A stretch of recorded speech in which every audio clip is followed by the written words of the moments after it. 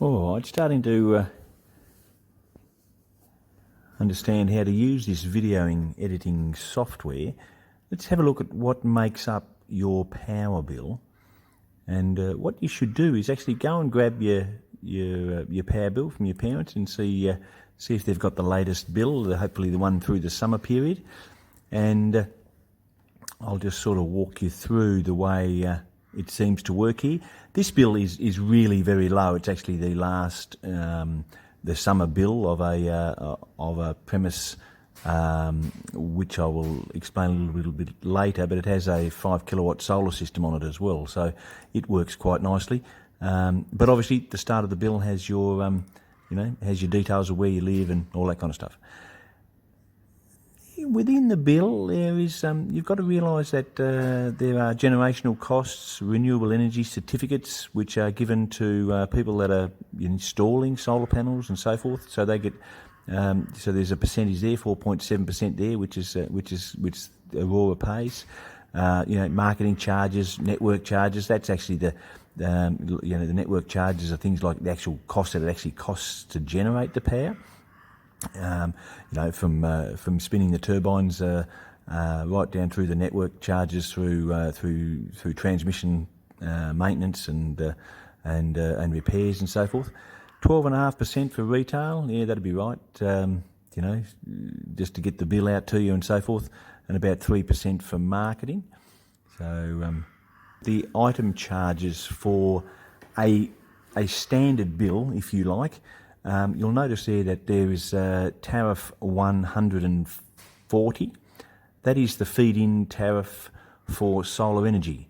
So this bill relates to a premise that has 5 kilowatts of solar energy, and so it has made $146.83 worth of energy, which has been fed back into the grid.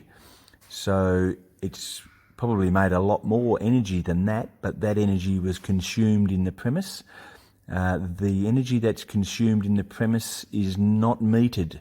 So just realising that this feed-in tariff is energy that actually exported from the house and is fed back to the supply authority, and you're paid 9.3 cents per kilowatt hour for that energy. Anyway, all good. Doesn't sound like a lot, but shortly I think you'll see that there's a fair bit of energy that is used within the house before it's exported. So anyway, tariff 31. This is your light and power that we've spoken about. There are two charges in relation to this. One is the kilowatt hours that were used, and in this particular case it was 356.197 kilowatt hours at 26.9 cents. That's $96 worth of electrical energy was used on tariff 31, and the item above it, the daily surcharge of 91 days, that's a charge for you to actually have the meter installed on the switchboard, and they charge you that amount whether you use any electricity or not. Anyway, moving on to tariff 41, which is your fixed heating loads, heating and hot water loads. Once again, you'll see there that that's at 17.5 cents.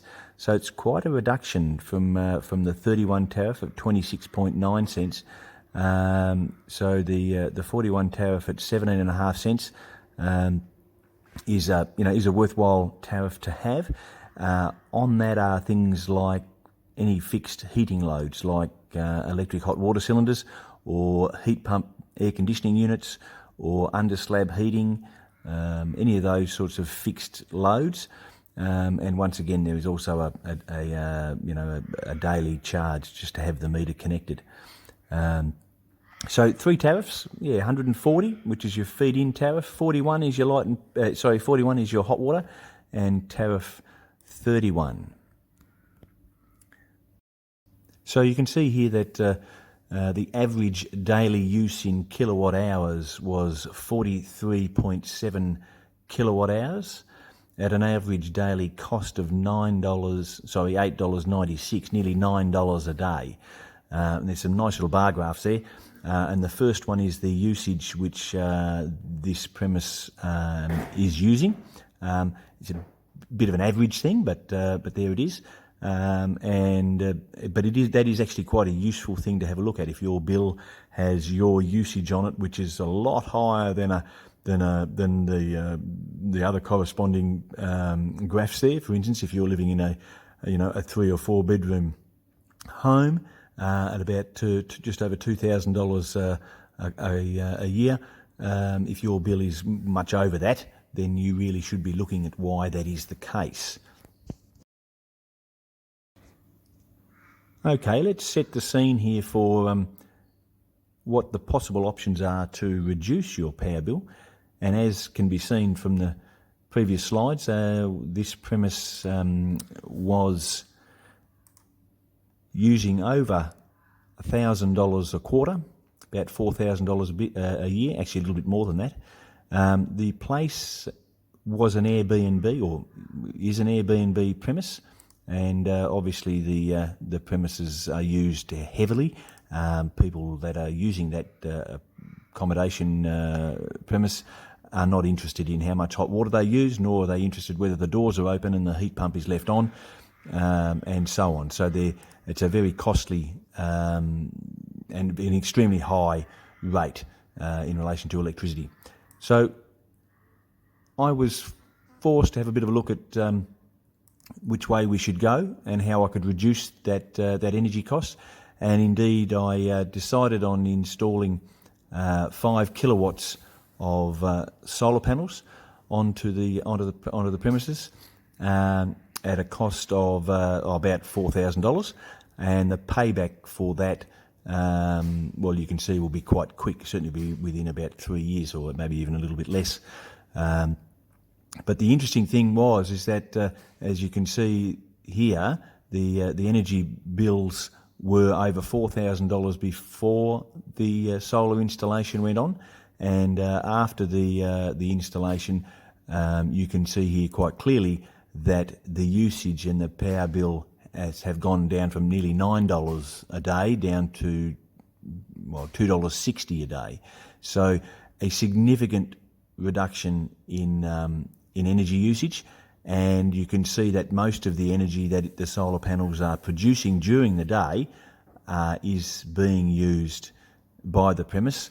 And funnily enough, the Airbnb profile must be that most of the guests are out in the evening and are not using a great deal of energy when it's dark. So and hence there's no solar energy available. But from my point of view, and on this occasion, the solar panels, 5 kilowatts of solar panels, have certainly saved me, $750 per quarter. That will vary, of course, between summer and winter, and you can see here that typically the summer profile starts generating at about 5 o'clock in the morning and finishes generating at about 8 o'clock at night.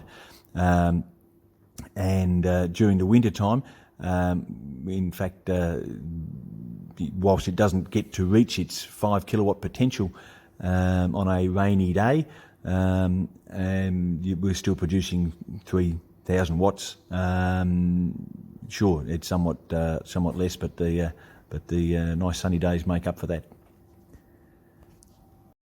Well, if you've been watching some of the other videos I've been doing, trying to explain power and so forth, you'll see that I've installed some lithium iron phosphate batteries into a switchboard.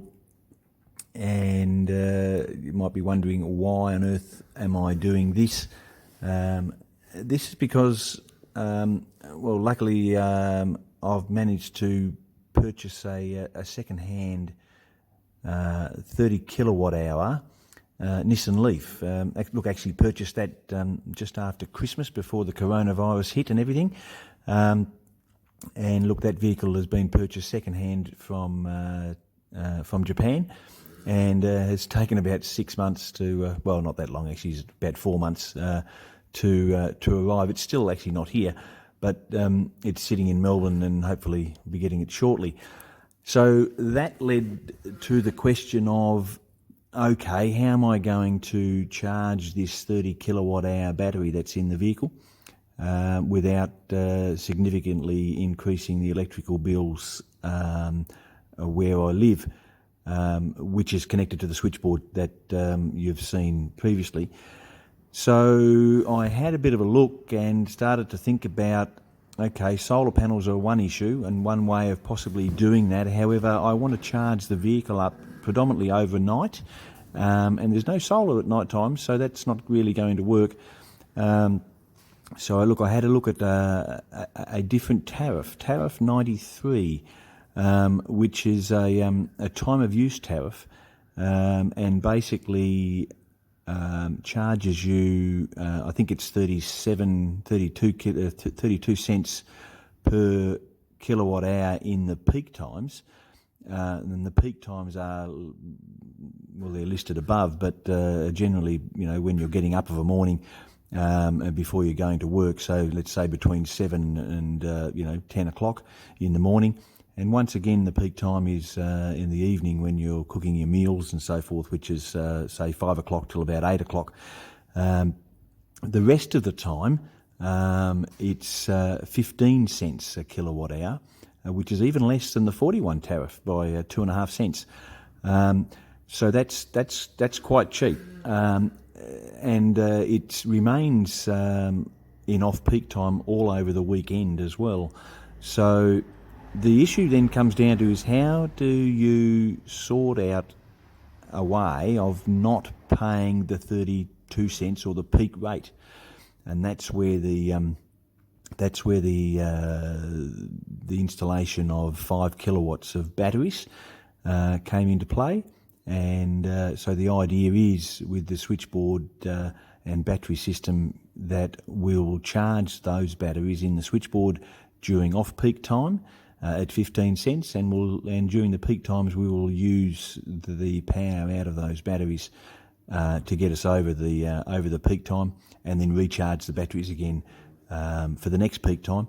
And that allows us to charge the theory is it'll allow us to charge the electric car for 15 cents right the way through the evening and at night time. So that's the status of play there.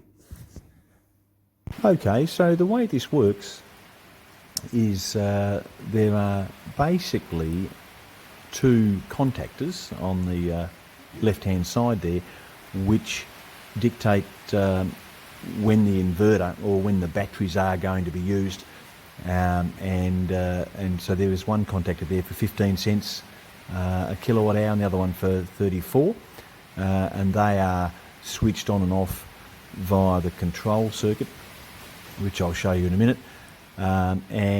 Look, there's some indication lights on the outside. We've got the top right-hand green light, which is off at the moment, would indicate that we are on off-peak rates, and hence we would be able to charge the vehicle and use power as we see fit at 15 cents a kilowatt hour.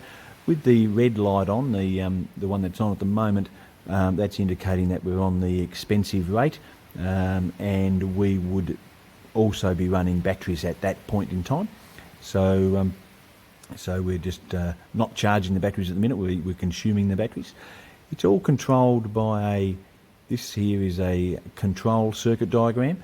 Whilst it's a little bit hard for you guys to see that, the functionality is within that diagram, the one above, and also this power diagram here. We'll talk about diagrams a little bit later and symbols and so forth, but both of these two electrical drawings actually, for an electrician, actually tell us how it actually all works, and a lot of the controls are taken care of by the integral little Wi-Fi devices that have internal timers and other little functions. That makes it quite easy to program it up and so forth. And as you can see there's your the off-peak times and the peak times. So that in general is how it operates. And whilst I haven't received the vehicle as yet, we will keep you updated in class, hopefully. And anyway, look, I hope you guys have enjoyed some of these videos that I've put forward. I must say it's freezing cold in the shed, and it's given me something to do a little, and I've actually learned how to use another editing program. So, but hopefully it's stimulated some thought, and maybe you have some questions and so on. And I'd really be looking forward to hearing what you guys have been up to over this Corona Easter break.